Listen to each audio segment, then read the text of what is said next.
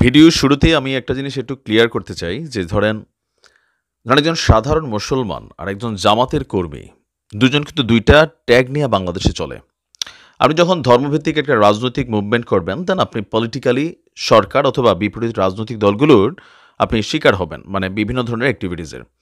আবার সাধারণ একজন হিন্দু বা ইস্কনের একজন নেতা বা কর্মী তারাও কিন্তু ধর্মীয় দৃষ্টিকোণ থেকে একই হলেও but political point of view অথবা বিপরীত বা বিরোধী যারা দল আছেন তাদের কাছে কিন্তু আলাদা ক্যারেক্টার হিসাবে আসে। এই কথাটার ব্যাখ্যা এই কারণেই দিলাম যে অনেকেই আমাদের মানে বাংলাদেশের অনেক হিন্দু ভাইরা বা আম মুসলিম জনতাও কিন্তু একটা জিনিস জানেন না যে ইস্কন মূলধারার যে হিন্দু ধর্মের যে রুলস রেগুলেশন বা নীতি আছে বা যেই ভাবার্থমূলক অ্যাক্টিভিটিস আছে সেটার সাথে তাদের বেশ কিছু ডিফারেন্ট ভূমিকা আছে। আর এই ইস্কন শুধুমাত্র যে মানে কি বলছে বাংলাদেশে তারা বিস্তার করছে তা না, পৃথিবীর অনেক দেশে বিশেষ করে ইউরোপ আমেরিকার দেশে তাদের বিস্তৃতিটা অনেক বড়। আর বাংলাদেশে এই টিমটাকে যারা মুভমেন্ট করছে তাদের যিনি অন্যতম প্রধান সনাতন জাগরণ মঞ্চের মুখপাত্র চট্টগ্রামের পুণ্ডরিক ধামের অধ্যক্ষ চিন্ময় কৃষ্ণ দাস ব্রহ্মচারী, তাকে গ্রেপ্তার করা হয়েছে। আর তাকে গ্রেপ্তারের পর আজকে সারা বাংলাদেশ জুড়ে ইস্কনের অনুসারীরা, আমরা হিন্দু ধর্মের অনুসারী বলছি না কারণ হিন্দু ধর্মের মধ্যে দুইটা বিভাজন আছে, বেশ কিছু বিভাজন আছে। এর মধ্যে একটা পার্ট হচ্ছে ইস্কন, লাইক আমাদের মুসলমানদের মধ্যে শিয়া সুন্নি নিজেরা নিজের অ্যাক্টিভিটিস আছে না, তো বাংলাদেশেও ইস্কন বনাম হিন্দুদের মধ্যে নানান কিন্তু ডিফারেন্স আছে। যেমন ইস্কন হিন্দুদের এই যে মন্দির সেটাকেও কিন্তু দখল করেছে এমন অভিযোগও ছিল। তো তাকে কেন গ্রেপ্তার করা হয়েছে? আপনারা জানেন যে গেল কয়েকদিন আগে চট্টগ্রামের লাল দিঘির মোড়ে আপনারা একটা বিশাল সমাবেশ করেছিল। সেখানে বাংলাদেশের জাতীয় পতাকার উপরে গেরুয়া রঙের একটা পতাকা টানানো হয়েছিল, যেটা বাংলাদেশের জাতীয় পতাকাকে অবমাননা। এর পাশাপাশি বেশ কিছু উস্কানিমূলক অ্যাক্টিভিটিসের বক্তব্য তিনি দিয়েছিলেন। আর সেগুলোর জের ধরে তার বিরুদ্ধে যখন মামলা হয়েছিল চট্টগ্রাম থেকে তিনি ঢাকা যাবার পথে বিমানবন্দরে তাকে গ্রেপ্তার করা হয়। আর তাকে গ্রেপ্তারের পর আমরা দেখেছি আজকে সারা বাংলাদেশে এই মুহূর্তে নানান অ্যাক্টিভিটিস চলছে। বিভিন্ন জায়গায় তার যারা অনুসারী আছেন তারা তার মুক্তির দাবিতে বা তাকে গ্রেফতারের প্রতিবাদে যখন রাজপথে নেমে এসেছেন, সেইখানে আবার আমজনতা। তো হোয়াট ইজ আমজনতা? এগুলো ধরেন এখানে আমজনতা বাংলাদেশে কোনো শব্দ নাই। এখানে জামাত বিএনপি অথবা আওয়ামী লীগের তারা নাই, আওয়ামী লীগের অনেকে আবার ইস্কনের মধ্যে ঢুকে গেছে। এটাও আমরা দেখছি যে কেউ কেউ বলছেন যে ইস্কনের যারা অনুসারী এদের মধ্যে অনেকে আওয়ামী লীগের তারা ছদ্মবেশে ঢুকছে। তো আমজনতা কারা? আমজনতা এখানে বিএনপি, জামায়াত ইসলাম অথবা বৈষম্য বিরোধী ছাত্র যারা নেতাকর্মীরা আছেন অথবা বিভিন্ন যেই ধর্মীয় ভাবাবেগের যেই জনগণ আছেন তারাই এখানে তাদেরকে আবার প্রটেস্ট করছে। এ নিয়ে ধাওয়া পাল্টা ধাওয়া, পিটাপিটি, অস্থিরতা, মানে গত 48টা ঘন্টা সারা বাংলাদেশে যা ঘটছে, এর মাঝখানে যে ইস্কন্যা থেকে আবার ঠিক এই মুহূর্তে গ্রেপ্তার, এটা আসলে সরকার কিভাবে সামলাবে? ইভেন চট্টগ্রামে আপনার এই মুহূর্তে খুব বড় ধরনের একটা বিক্ষোভ চলছে, ইভেন বিশাল এক কর্মসূচি আসতে যাচ্ছে। এখন ইস্কনের যে ঝামেলাটা সরকারকে পোহাইতে হবে এটা নিয়ে আপনার 100% ভারত এখানে বিবৃতি দিয়ে বসবে।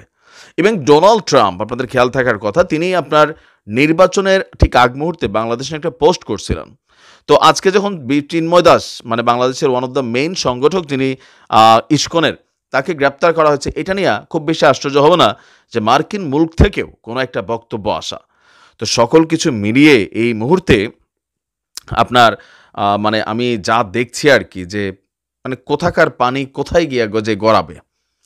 তবে চিন্ময় দাস তিনি তার কিছু বেশ বক্তব্য এই মুহূর্তে ভাইরাল, যে তিনি যখন ইস্কন নিয়ে বিভিন্ন কর্মকাণ্ড করেছিলেন সেখানে বাংলাদেশ আওয়ামী লীগের সভানেত্রী শেখ হাসিনাকে সমর্থন জানিয়েছিলেন এবং ইস্কনের পৃষ্ঠপোষকতায় তৎকালীন চট্টগ্রামের একজন মন্ত্রী, সাবেক শিক্ষামন্ত্রী নওফেল, তারও ব্যাপক ভূমিকা ছিল। তো ওইগুলার কারণে তারা একটু আওয়ামী ঘেঁষা অনেকে মনে করেন, বাট তারা বলেন আমরা কোনো পলিটিক্যালি মুভমেন্ট নাই, আমরা সবার সাথেই ভালো। কিন্তু তার এই পুরনো বক্তব্য প্লাস জাতীয় পতাকাকে অবমাননা, ইভেন এই 5ই আগস্ট পরবর্তী সরকারকে এক ধরনের অস্থিতিশীল করতেই কেউ কেউ বলছেন, আবার কেউ কেউ বলছেন যে না, নিজেদের রাইটস। সারা বাংলাদেশে হিন্দুদের উপর যেই ঘটনা ঘটেছে, সরকার বলছে হিন্দুদের উপরে ধর্মীয় দৃষ্টিকোণ থেকে কোন কোন ঘটনা ঘটেছে, যাই ঘটেছে 95% হচ্ছে পলিটিক্যাল কারণে ঘটেছে। তো সব কিছু মিলিয়ে ডক্টর মোহাম্মদ ইউনূসের সরকার এই মুহূর্তে এই যে ঝামেলাগুলো টোটাল আকারে সিদ্ধান্তগুলা, এই মুহূর্তে ইস্কন্যা থেকে গ্রেপ্তার রাইট নাও বাংলাদেশে এরা পালাইতে গেলে 2 দিন পরে হয়তো এখন করতো, বাট এই পরিস্থিতিতে ছাত্রদের পরিস্থিতিটাকে কন্ট্রোল করা দরকার ছিল এই ইস্যুটাকে হাত দেওয়া। কারণ এখন চারদিকে প্যাচ লাগবে, আপনি কারে ধরবেন? বৈষম্য বিরোধী ছাত্ররা বিভাজিত হয়ে গেছে, তারা বলতেছে মিত্ররা শত্রুতে পরিণত হয়েছে, তো তোমরা ক্ষমতায় গেলে বাকিরা তো শত্রুতে পরিণত হবেই। এখানে অনেক কিছু আছে, আফটারঅল এখানে ক্ষমতা ইস্যুটা চলে আসছে, পদ পদবি চেয়ার লাক্সারিয়াসি। তা আমার মনে হয় এগুলো একটু ভালো করে আসলে কাউন্সেলিং করা দরকার সরকারের সিদ্ধান্তগুলোতে। আর এই মুহূর্তে যে মাঠের মধ্যে ধরেন আমরা এখন ইস্কনের ফলোয়াররা নামবে, তারা তো বা হিন্দুই, এই মুহূর্তে এখানে একটা শ্রেণী নামবে, তো এখানে তাদেরকে যদি আবার ধরেন রাস্তা ধাক্কাধাক্কি করা হয়, এই দৃশ্য আন্তর্জাতিক অঙ্গনে যাবে। আবার প্রথম আলো অফিস ভাঙচুর করেছে, নারায়ে তাকবীর আল্লাহু আকবার বইলা বইলা। তো এগুলো আসলে কি মেসেজ দিচ্ছে? এই মেসেজগুলো ভালো মেসেজ না, অতিরঞ্জিত কোনো কিছুই ভালো না। দিন শেষে পশ্চিমারা ওয়েস্টটা মনে করবে ইয়েস এই দেশের জন্য শেখ হাসিনাই দরকার। মাত্র 2 মাস 3 মাসে যা দেখা হচ্ছে সব জায়গায়, আপনারা অ্যাক্টিভিটিস করেন, নারায়ে তাকবীর আল্লাহু আকবার ট্যাগ কেন মারতেছেন? টুপি পাঞ্জাবি পরে কেন যাইতেছেন? গরুর জিয়াফত কেন খাইতে আসতেছেন? আপনারা প্রতিবাদগুলো অন্যভাবে করেন, কিন্তু আপনাদেরকে ব্রেইন ওয়াশ করা হচ্ছে কিছু কিছু ক্ষেত্রে। পিনাকিদের উদ্দেশ্যে বলবো, ধর্মীয় ইস্যুগুলোকে আপনি গুতা দিয়া কিছু কিছু ক্ষেত্রে আপনি আলেমদেরকে কেন দাওয়াত দিলেন? আপনি বলতে পারতেন যারা প্রথম আলো বিরোধী আছেন তারা আসেন। এখানে অনেক কিছু আমার কাছে কেমন জানি মনে হয়। সাংবাদিক ইলিয়াসের বক্তব্য আবার ঠিক আছে যে আপনারা দাড়ি টুপি নিয়ে সেখানে যাইয়েন না, এটাকে ট্যাগ দেওয়া হবে, ট্যাগ তো দেওয়া হবে। আর পিনাকি সরাসরি বলছেন যে আপনারা যারা আলেমরা আছেন ওই মাদ্রাসার শিক্ষার্থীরা জাফত খাইতে আসেন। কেন?